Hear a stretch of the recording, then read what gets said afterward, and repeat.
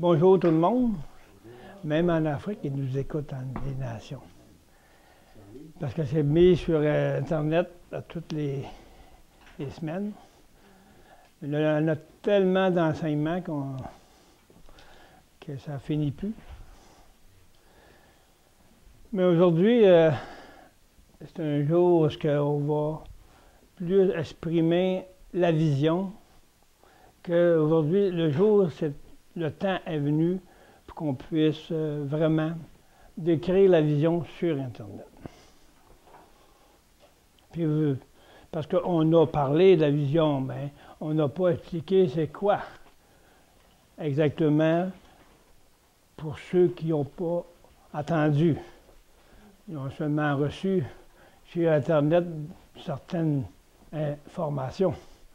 Mais le but de rassemblement, unité, mission apostolique en Afrique et dans toutes les nations. C'est une vision que depuis Christ est venu sur cette terre, que lui était l'initiateur de cette mission apostolique. C'est là qu'il faut revenir afin de pouvoir préparer l'épouse. Puis le seul espoir, c'est Christ en nous. Il n'y a pas d'espoir autre qu'un Christ vivant en nous pour nous donner la possibilité d'avoir un langage, le même langage que Christ lui-même, selon la mesure de chacun, que le Saint-Esprit veut bien nous faire grâce au nom du Père et du Fils. Donc, Christ en nous, c'est celui qui est l'espoir de toutes choses.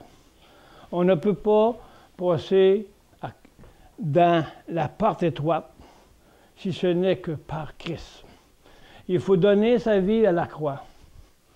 Là, Paul il nous enseigne, il nous parle, 1 Corinthiens 1, 18, l'œuvre de la croix, c'est quoi ça?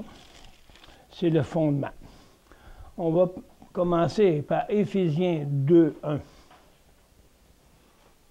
On va juste établir une entrée pour pouvoir démontrer que l'Église apostolique, l'Église agapée, ce n'est pas une dénomination. Ce n'est pas un homme qui est au-dessus de la tête des autres, mais c'est seulement Jésus-Christ qui est la tête de tout. Tout a été fait par lui, et en lui, l'Église doit être selon la vision du Père. Il m'appelle le visionnaire, il m'appelle l'apôtre, oui, je suis d'accord. Mais le premier apôtre, c'est Christ. C'est Christ qui est venu sur cette terre, l'apôtre envoyé du Père. Et le Père était avec lui, était en lui, et aussi le Saint-Esprit. Donc nous voyons que Dieu a envoyé son Fils pour que nous ne périssons pas. Dieu, c'est le Père, le Fils et le Saint-Esprit qui vivent en nous. Nous sommes le temple de Dieu. Donc dans ce temple, il n'y a pas seulement Jésus-Christ, ou juste le Saint-Esprit, ou juste le Père. Impossible. Parce que Jésus n'aura pas pu mourir pour nous et marcher à la croix s'il arrêtait seulement Jésus et le Saint-Esprit. Ou l'un vers l'autre. Donc Jésus avait la puissance de Dieu à cause du Saint-Esprit qui est le Père était en lui et eux en nous. Nous devons être semblables à Christ. Là, l'apostolat, c'est ça. L'apostolat, c'est revenir à ce que l'édifice soit bâti selon les apôtres.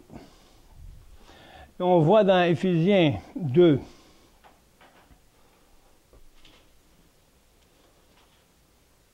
20.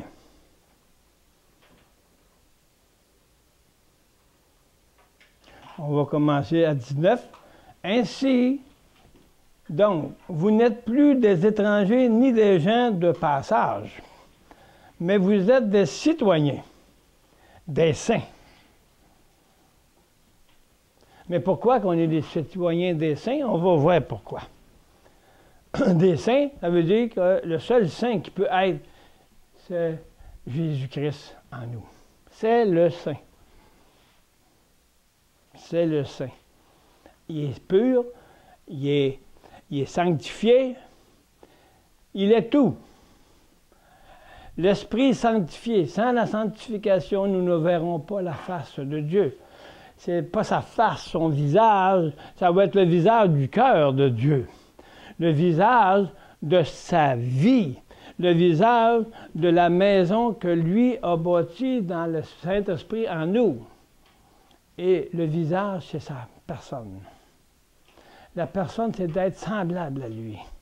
Et si on ne se sanctifie pas de notre vie étrangère, qu'on parle, on n'est plus des étrangers à cause qu'on a accepté Christ dans notre vie. Non seulement, oui, mais quelque chose qui vit en nous pour être une démonstration que l'édifice de Dieu est en nous. Donc, nous ne sommes plus des étrangers, qu'il nous dit. Nous sommes des gens, maintenant, des participants, des gens où ce que Dieu connaît et que nous connaissons Dieu par sa grâce. Donc, nous sommes des gens de la maison maintenant et non pas des gens étrangers. Si nous voulons être étrangers, bien, c'est comme Mme Couture elle a amené dans le chapitre qu'elle a dit, on n'est plus maintenant dans les choses du monde. On n'est plus dans les choses de nos désirs, de nos pensées.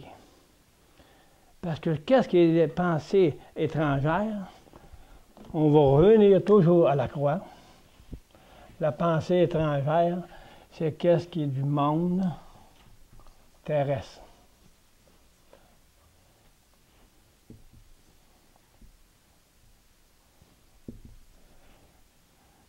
Des natures terrestres.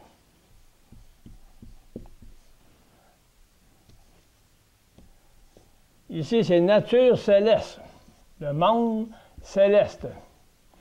En Jésus-Christ, nous sommes plus étrangers de lui, du monde céleste. Nous sommes maintenant, nous faisons partie de la nature de Dieu.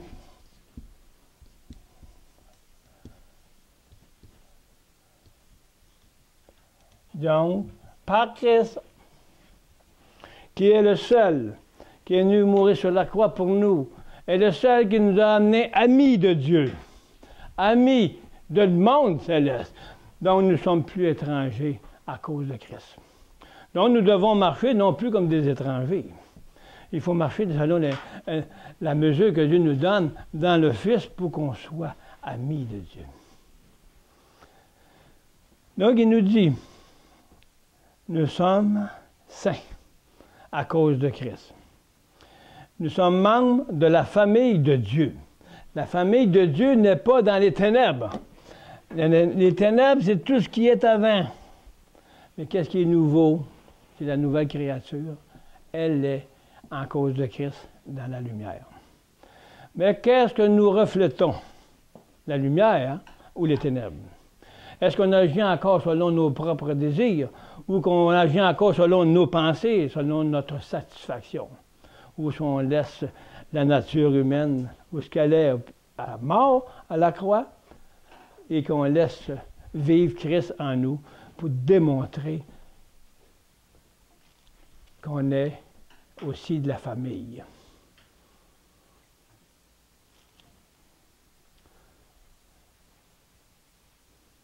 Vous avez été édifiés sur le fondement des apôtres et des prophètes. Jésus-Christ lui-même étant la pierre angulaire, la pierre de l'angle. Si la pierre est Christ, c'est le fondement. Donc le fondement en nous, le fondement de son édifice. Comment pouvons être deux édifices? On a un édifice dans le monde, puis on a un édifice dans le Seigneur. C'est qu'est-ce qui reflète dans nos vies. On a une certaine mesure, mais Dieu veut qu'on soit des témoins. Il veut qu'on soit unis en lui pour qu'on s'unisse avec les autres. Moi, je ne veux pas m'unir avec personne. Parce que moi, je l'ai, la vérité. Moi, c'est ça. Parle de son frère, il ne connaît pas. Pourquoi qu'il ne connaît pas? Parce qu'il n'a pas le même langage de son frère. Donc, ils font des dénominations. On s'appelle comme ci, nous, l'autre s'appelle comme ça. Ils peuvent s'appeler comme ci, comme ça, mais ils peuvent parler d'un même langage. Parce qu'aujourd'hui, il faut avoir des actes, des choses, des documents officiels pour qu'on s'identifie. On peut ce document officiel, il peut être, mais le langage qui paraît en nous, c'est celui-là qui est intéressant. C'est le langage de la croix.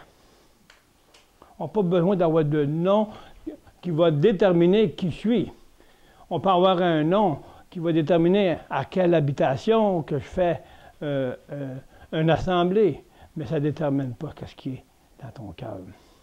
Jésus est le seul édifice. Donc, qu'est-ce que le rassemblement veut dire? C'est de rassembler et d'unifier par le seul moyen, Christ en nous. Ils peuvent être tout ce qu'ils sont, mais ayez un langage selon Dieu. Donc, il n'y aura plus de division comme telle. C'est fini le temps des divisions. C'est fini le temps des hommes qui se mettent au-dessus des hommes pour dire c'est moi le maître de cette doctrine. La doctrine qui nous importe, c'est la doctrine apostolique. C'est la seule et unique. Si Jésus, on est bâti sur un fondement, mais Paul nous dit dans Corinthiens 3, j'ai posé le fondement. Mais faites attention à comment bâtir dessus. On parle tous de Jésus-Christ. Tout le monde parle de Jésus-Christ.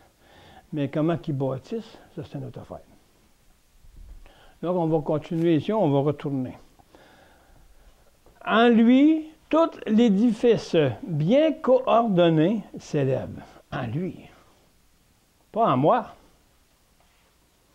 Pas au pasteur qui est là et qui fait son édifice, qui est bâti selon ses propres visions. Moi, ma doctrine, c'est ça, l'autre, c'est sa doctrine, puis on s'aime. Non, non. C'est pas ça l'unité. L'unité, c'est de vivre dans la même foi, dans la même pensée, les mêmes désirs du Père et le même ensemble pour être une habitation de Dieu en esprit. Donc, pour être un temple saint dans le Seigneur, en lui, vous aussi, vous êtes édifiés ensemble pour être une habitation de Dieu en esprit. C'est quoi ça en esprit? C'est la même parole. L'esprit de la parole. Le Saint-Esprit, c'est la puissance de Dieu. La puissance de Dieu qui est le Saint-Esprit qui fait en sorte de pouvoir vivifier l'esprit de la parole. Donc le réveil, c'est Christ en nous. Le réveil, c'est qu'est-ce qui va ressortir et revenir à l'apostolat. Christ en nous. Et c'est la seule façon pour préparer l'épouse. L'épouse en Jésus-Christ, pour qu'on soit un témoignage de la gloire de Dieu.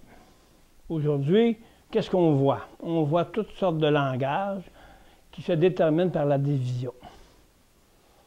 Parce que c'est moi qui ai la vérité.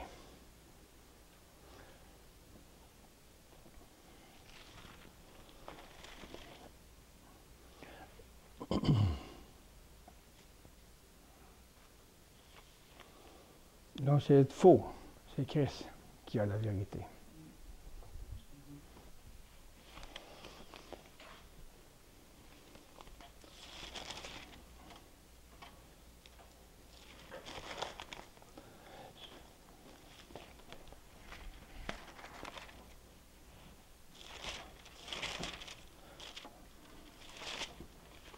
Un Corinthiens.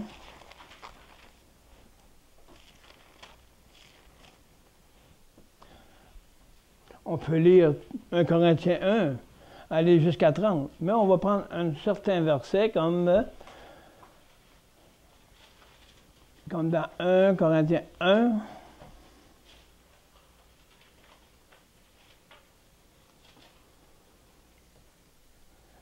10, 11, 12. On va aller jusqu'à 16.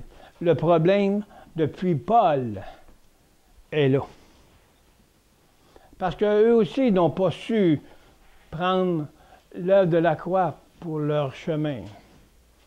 Ils ont préféré mettre en sorte faire que l'œuvre de la croix soit en vain, afin qu'ils puissent faire à leur façon.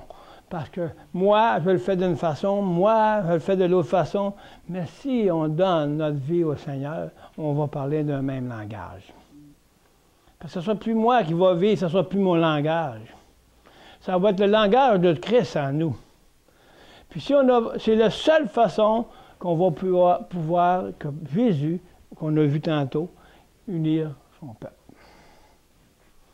Il dit ici dans 10, « Je vous exhorte, frères, par le nom de notre Seigneur Jésus-Christ, tenez un même langage. Qu'il n'y ait pas de division parmi vous, mais soyez pleins, accord, dans la même pensée, dans la même opinion. » Quel homme peut faire ça? Qui va mettre 10 églises, il y en a 3500 et quelques et plus. Mais allez tous ensemble, qu'est-ce qui va unir le langage? C'est Christ. Parce qu'il donne leur vie. Si ce n'est plus moi qui vis, il va avoir la mesure d'une vie nouvelle, révélée, transformée, pour pouvoir parler du même Seigneur, le même esprit, et avoir un même langage qui va s'unir ensemble. C'est sûr que si on reste dans notre chair, si on reste selon la nature humaine, on ne peut pas dire c'est Christ qui vit en moi. C'est moi qui vis et Christ n'est pas là. J'ai une base, j'ai un fondement, je sais que c'est Christ. Mais comment je laisse le Saint-Esprit bâtir la bâtisse et l'édifice en nous? Si on veut aider à participer à unir le corps de Christ, il faut premièrement être uni en lui. Il faut premièrement connaître qu'est-ce que c'est l'apostolat. Il faut connaître c'est quoi ça. Mais on lit, on le dit, c'est la prédication de Jésus-Christ qui est venu sur la terre pour unir par un commencement par les apôtres. Donc c'est faites en sorte de revoir à ce que Christ soit le premier dans nos vies pour être la tête de notre tête. S'il est la tête de notre tête, ça veut dire que notre cœur a changé. Ça veut dire que notre cœur marche dans une transformation et qui se laisse se bâtir sur le fondement qui est Christ en nous. Et là, qu'est-ce qui est bâti, qui est mesuré selon la grâce, qui est nouveau en nous, va s'accorder avec les autres. Parce que chacun de nous va avoir une mesure révélée, afin que quand on va parler ensemble, qu'on n'aura pas de pensée autre que plaire à Christ et de marcher pour viser à connaître Christ qui est notre vie. C'est sûr qu'on peut avoir des différents d'explications, mais ils viennent toujours au même esprit. Ils viennent à Christ. L'esprit de la parole nous dit d'avoir un même langage. Comment je peux faire ça? Hein? C'est car, mes frères, j'ai appris à votre sujet par les gens de Chloé qu'il y a des désordres parmi vous. J'attends par là que chacun de vous dit, moi je suis de Paul, moi je suis d'Apollo, et moi je suis de Céphas, et moi de Christ. À qui qu'on va suivre, là? Celui qui se dit de Christ? Je pense pas. Il n'est pas mieux que l'autre. Il se dit de ci, puis il se dit de ça. Mais s'il va dire, je suis selon que l'œuvre de la croix m'amène à l'unité. on va voir ici. Christ est-il divisé? Est-ce que Paul a été crucifié pour vous? Ou bien est-ce au nom de Paul que vous avez été baptisé? Que ce soit au nom que ça voudra, c'est le nom de Jésus qui doit être. Si tu es baptisé au nom de Jésus, c'est pas Paul qui va vivre en toi, puis c'est pas René Couture qui va vivre en toi, c'est Jésus qui doit vivre en toi. Pas la doctrine que tu entends, mais Jésus qui amène la doctrine en toi, qui est lui-même l'édifice et qui est lui-même le chef de ta tête.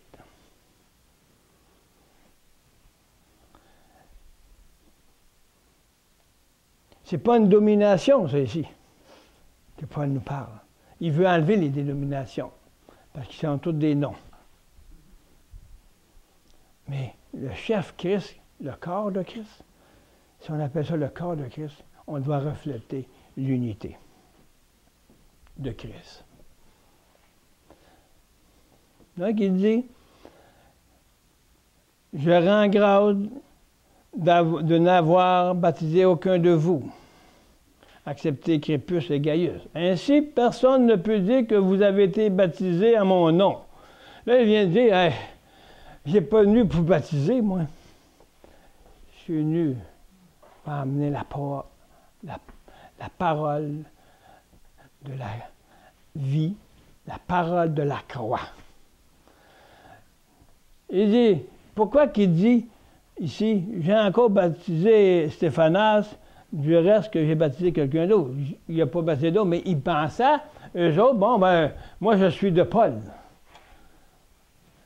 Il ne peut pas être de Paul. Il dit, je ne suis pas venu pour baptiser, je suis venu pour telle chose. Mais là, il l'appelait de Paul, d'Apollo. Donc, il y a plusieurs noms qui n'étaient pas le langage d'une unité. Donc, aujourd'hui, on voit ça à grande échelle. Mais on ne voit pas parce que c'était pour les Corinthiens, ça. C'est là qu'était le problème. On a une gang de Corinthiens sur la terre. Il faut cesser. Maintenant, c'est pour ça que Dieu envoie encore son Fils aujourd'hui pour le réveil. Christ en nous. Il a toujours été là, mais ils l'ont crucifié sur la croix. Est-ce qu'on va arrêter de crucifier la parole? Et qu'on va l'accepter dans nos cœurs pour qu'on marche selon que Christ veut guider son Église? Nous sommes l'Église.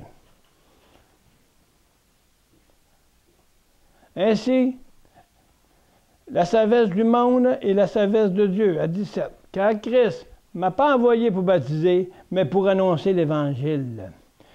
Et cela sans la sagesse d'un langage. Tu sais, on entend toutes sortes de langages qui ont des belles interprétations, sont des qualifiés de belles grosses têtes, là. Tu sais, ils ont suivi les cours, c'est beau les cours, c'est pas ça qui compte. Qu'est-ce qui compte, c'est que ce soit révélé. Si tu as une parole, puis tu ne sais même pas, si tu n'es pas révélé dans cette parole, à vos euros. Ça, c'est la sagesse du monde qu'on appelle, un gros intellect, là. Il y en a qui viennent à la tête assez grosse, là, qui n'ont même pas passer dans la porte, parce qu'ils sont bien plus grands que les autres, là. Dans le fond, c'est vos euros. Donc, il dit, c'est non à la sagesse d'un langage, afin que la croix de Christ ne soit pas rendue vaine. C'est ça qui est arrivé aussi dans le monde, dans le corps de Christ, là, et puis ce qui est encore aujourd'hui. C'est la division avec plusieurs langages, parce que qu'est-ce qu'ils ont mis l'œuvre de la croix? Ils l'ont rendue vaine. En acceptant pourquoi? Donner sa vie, c'est pas facile, hein? Donner sa vie, là, c'est plus moi là, qui décide de ma vie. Il faut que je marche selon que la parole de l'Esprit m'enseigne. Et il faut que je donne ma vie afin que le Saint-Esprit puisse éveiller la parole que je lis. c'était pas le Saint-Esprit, ou c'est juste une émotion, c'est l'émotion qui va te révéler, elle va te révéler la chair, selon toi, selon la sagesse des hommes. Mais la sagesse de Dieu, ce n'est plus ma sagesse, c'est la sagesse de Dieu. Il l'a rendu vaine. Il dit ici, ils ont rendu vaine la sagesse de Dieu, ils l'ont crucifié. Nous attendons la parole. On a fait la même chose qu'eux. On a divisé à cause que moi, j'ai mis la croix de côté. Parce que mon langage était plus important. Parce que moi, je ne pouvais pas donner ma vie au Seigneur. Parce que moi, je suis intelligent. J'ai une bonne sagesse. Puis j'ai étudié, j'ai fait ci, j'ai fait ça. Mais je m'élève, puis mon orgueil prend la place de l'humilité. Donc, tout ce qui se passe, c'est quoi? Il se passe des religions. Des religieux, avec des rituels.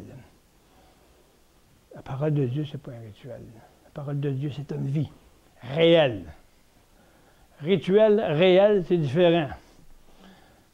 Réel, ça veut dire que j'ai donné ma vie, puis que Christ est réel en moi. Parce que j'ai accepté cette œuvre de la croix qui a fait en sorte de me donner la vie réelle. J'accepte le Seigneur, oui, j'ai accepté le Seigneur dans mon baptême. Mais qu'est-ce que j'ai fait après? Est-ce que j'ai suivi la parole de la croix? Est-ce que j'ai suivi la doctrine de la croix pour donner ma vie ou j'ai écouté les doctrines qui me plaisent à mes oreilles?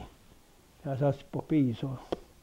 On m'allait voir ailleurs, on m'allait à une autre place, ben écoute, j'entends quelque chose qui me fait mon affaire. Mais est-ce que la croix est le prémisse de votre vie?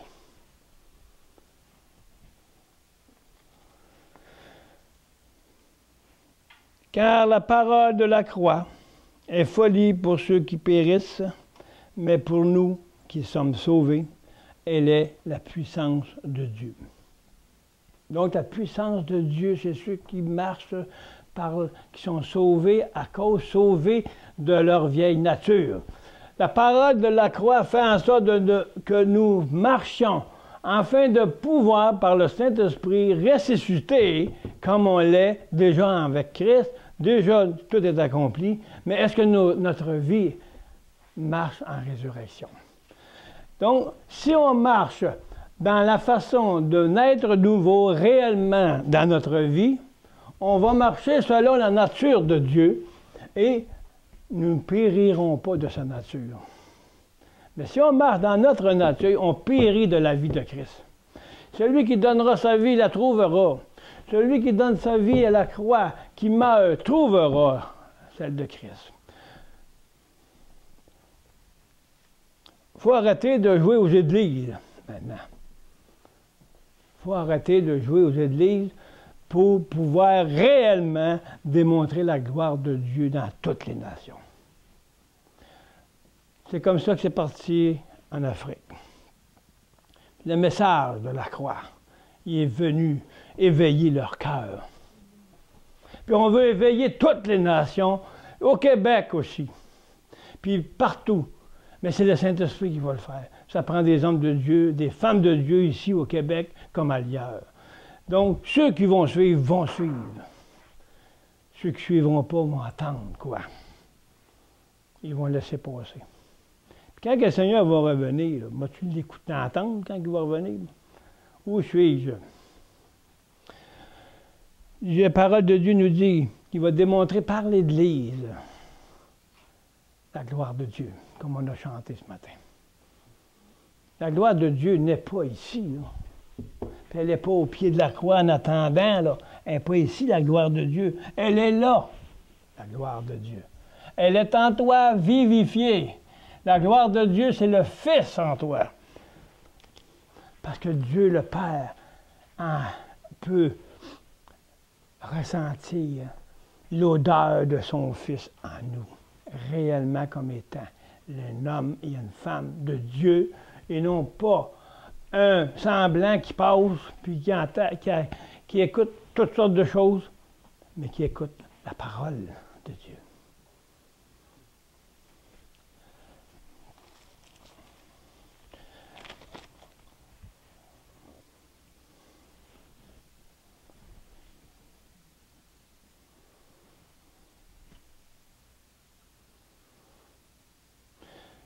Donc, le rassemblement, unité, mission apostolique ne peut pas se faire sans l'œuvre de la croix.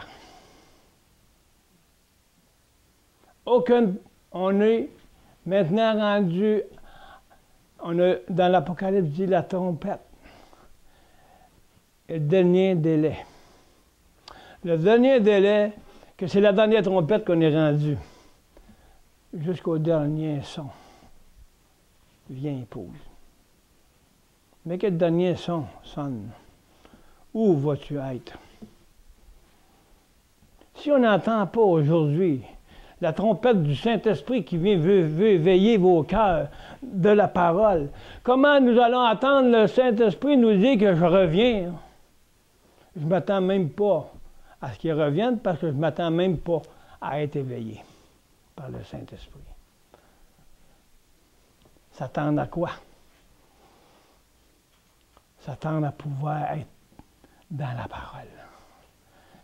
S'attendre à ce que je reçoive la voix qui va me révéler ce qui m'enseigne. Le Saint-Esprit, c'est la voix du Père. Le Saint-Esprit, c'est lui qui fait en sorte de nous diriger. Il dirige le Fils en nous. Pas moi. Moi, je suis mort. Moi, mon être intérieur est donné au Seigneur pour que lui-même puisse marcher et agir en nous. Parce que lui, il connaît le Saint-Esprit. Puis il connaît le Père. Donc, si on veut connaître le Père, il faut connaître le Fils. Parce qu'il dit, nul ne vient au Père que par moi. Si tu essaies de comprendre le Saint-Esprit puis le Père sans passer par Jésus-Christ, puis tu ne pourras pas rien faire. Un ne va pas sans l'autre.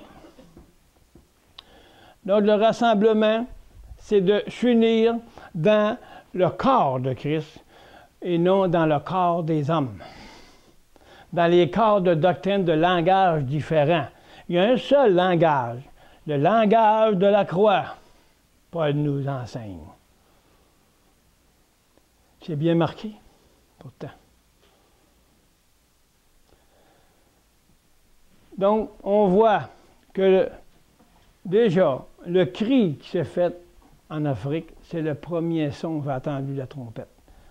Parce que quand je me vais le répéter, parce que ça, je n'ai pas dit ces choses-là encore sur Internet, mais quand j'ai reçu le mandat, là, janvier l'année passée, le Seigneur m'a dit, il faut que tu mettes sur Internet Rassemblement, unité, mission apostolique en Afrique et dans toutes les nations. J'ai dit, pourquoi l'Afrique? Moi, je ne connaissais pas toute l'Afrique. Il dit, fais ce que je te dis, puis tu vas voir. Donc, c'est ça que j'ai fait. On a mis l'Église Agapé, le rassemblement apostolique. Donc, Agapé, ce n'est pas une dénomination. C'est l'Église apostolique qui ressemble à ce qui est écrit. Mais aussi, il y a moyen comment entrer dans ça. Donc, j'envoie ça sur Internet. Le premier cri, le premier son de trompette que j'ai entendu, c'est à l'Afrique. Hey, on dit, viens, il nous écrivait, viens, on a besoin d'un homme qui va nous conduire, puis ainsi de suite. Je dis, Seigneur, qu'est-ce qu'il m'a faire? Il dit, inquiète pas. Il dit, je mettrai des hommes de Dieu qui vont se lever, les fils de Dieu qu'on les appelle dans Romains 8. Les fils de Dieu qu'on attend depuis, Paul nous parle, et toute la génération et tout le monde entier attendent c'est la révélation des fils de Dieu. Mais c'est rendu là aujourd'hui. On est rendu à la révélation des fils de Dieu, qu'on peut aller voir dans Romains. C'est tellement... Voilà.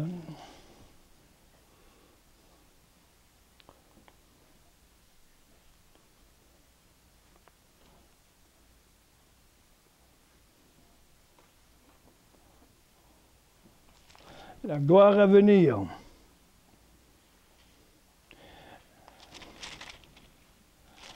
La gloire à venir, c'est dans 8-18. Il m'est marqué. J'estime qu'il n'y a pas de commune mesure entre le souffrance de ce temps présent et la gloire à venir sera révélée pour nous. Dans 19, aussi la création attend-elle avec un ardent désir la révélation des fils de Dieu. Car la création a été soumise à la vanité, non de son gré, mais à cause de celui qui l'a soumise. C'est qui qui a fait ça? C'est le diable. Avec une espérance, cette même création sera libérée de la servitude de la corruption, pour avoir part à la liberté glorieuse des enfants de Dieu. Or, nous savons que jusqu'au jour, la création tout entière soupire et souffre les douleurs, bien plus que nous aussi avons les prémices de l'Esprit.